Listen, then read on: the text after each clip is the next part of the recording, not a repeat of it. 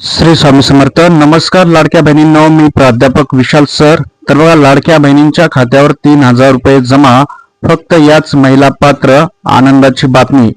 याविषयी आपण आज माहिती घेणार आहोत. नुकत्याच झालेल्या मंत्रिमंडळाच्या महत्वाच्या बैठकीमध्ये कोणत्या लाडक्या बहिणींच्या खात्यावर 3,000 रुपये किंवा 1,500 रुपये जमा होणार आहेत, याविषयी एक महत्वाची आणि खात्रीशीर बातमी आपल्या समोर आलेली आहे. तत्पूर्वी चॅनलला नवीन असताल तर नक्कीच आपल्या चॅनलला सर्वप्रथम सबस्क्राईब करा. या ठिकाणी तुम्हाला सर्व अपडेट्स मिळतील. सरकारी योजना, विद्यार्थी शिष्यवृत्ती, सरकारी सर्व अपडेट्स तुम्हाला मिळतील. तर फटाफट लाईक करत चला. लाडक्या बहिणींनी भरपूर साऱ्या लाईक केलेले आहे, धन्यवाद. कारण व्हिडिओ बनवण्यासाठी भरपूर मेहनत लागते. एक लाईक नक्की होऊ द्या. तर आपण बघणार आहोत की कोणत्या लाडक्या बहिणींच्या खात्यावर हे पैसे कधी आणि कशा प्रकारे येणार आहेत. ऑगस्ट महिना सुरू होऊन आता 12 दिवस झाले आहेत, पण लाडकी बहीण योजनेचा जुलै महिन्याच्या हप्त्याची कोणती अपडेट समोर आलेली नाहीये. जुलै महिन्याचे 1,500 रुपये खात्यात कधी जमा होणार याकडे राज्यातील महिलांचे लक्ष लागलेले आहे. कारण या महिन्यामध्ये तुम्हाला माहिती आहे रक्षाबंधन देखील आहे.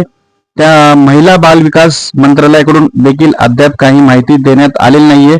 पण खात्रीलायक सूत्रांनी दिलेल्या माहितीनुसार 8 दिवसात, बघा लक्षात ठेवा, 8 दिवसात खात्यावर जुलै महिन्याचे पैसे येणार आहेत आणि ते पण 1,500 रुपये. आणि जर असं नाही झालं तर 3,000 रुपये कसे येतील आणि कोणत्या तारखेला येतील हे पण मी तुम्हाला सांगणार आहे. आणि तुम्ही पात्र आहात का अपात्र आहेत हे पण कसं ओळखायचं हे पण सांगणार आहे. तर बघता बघता 1 सेकंड लागतो, लाईक करत चला. आई तुळजाभवानी, स्वामी चरणी, ईश्वर नारायण, शंकर चरणी, गणपती चरणी माझी हीच प्रार्थना आहे. व्हिडिओ लाईक, चॅनलला सबस्क्राईब करणाऱ्या प्रत्येकाच्या घरी सुख, समृद्धी, शांती राहावी, त्याच्या आईवडिलांना उदंड आयुष्य लाभावे हीच स्वामी चरणी प्रार्थना आहे. नक्की लाईक आणि चॅनलला सबस्क्राईब करा. जुलै महिन्याच्या हप्त्याचे ज्या पात्र महिला वाट पाहत आहेत, अखेर त्यांची प्रतीक्षा संपणार आहे. येत्या 8 दिवसांमध्ये लाडक्या बहिणींच्या खात्यावर जुलै महिन्याचा हप्ता हा जमा होण्याची दाट शक्यता व्यक्त करण्यात आलेली आहे. सूत्रांनी दिलेल्या माहितीनुसार 8 दिवसांमध्ये तुमच्या खात्यात पैसे येतील आणि 1,500 रुपये हे येतील. परंतु जर असे झाले नाही तर दुसरा एक देखील पर्याय आहे. तो पर्याय असा आहे की ऑगस्ट महिन्यात विविध सण समारंभ असल्यामुळे महिलांच्या खात्यात लवकरात लवकर पैसे जमा होण्याची शक्यता आहे. यापूर्वी देखील महिलांच्या खात्यात 15 तारखेपासून हप्ता जमा झालेला आहे.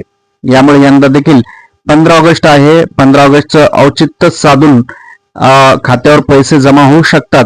मात्र जर काही तांत्रिक कारणामुळे काही अडचण आली तर 18 ऑगस्ट देखील होऊ शकतो.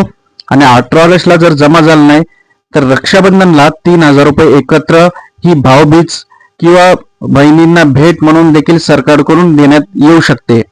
कारण मागच्या वेळेस तसंच करण्यात आलं होतं. रक्षाबंधनाच्या दिवशीच तो हप्ता जमा करण्यात आला होता.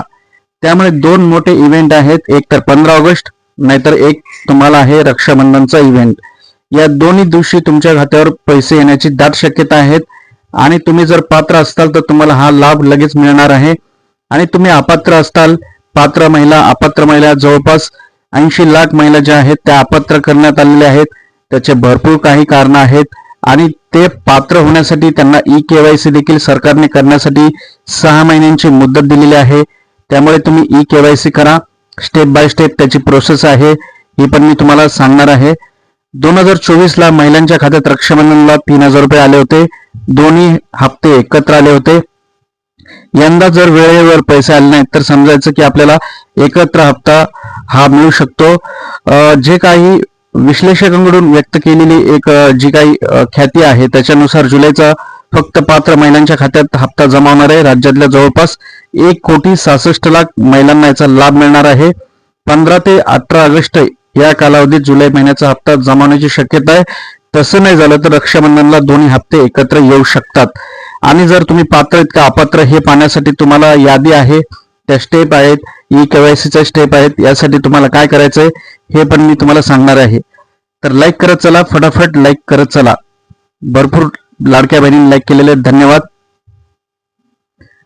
तर तुम्हाला फक्त गुगलवर जायचंय, समाचारकट्टा.com असं लिहायचं आहे. समाचारकट्टा.com लिहिल्यानंतर तुम्हाला तिथे माहिती पडेल की पात्र महिला आणि अपात्र महिला ई-केवायसी प्रोसेस कशी आहे, काय आहे. ही वेबसाईट जी दिसते तुम्हाला या वेबसाईटवर जायचंय आणि भेट द्यायची आहे.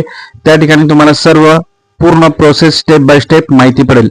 तर अशा प्रकारची अपडेट आहे. अपडेट कशी वाटली कमेंट करा, व्हिडिओला जास्तीत जास्त शेअर करा आणि व्हिडिओ आवडल्यास लाईक आणि नक्की कमेंट करा की आपल्या खात्यावर पैसे येत आहेत की नाही. तुम्ही कुठला जिल्हा आहे कमेंट करा. धन्यवाद.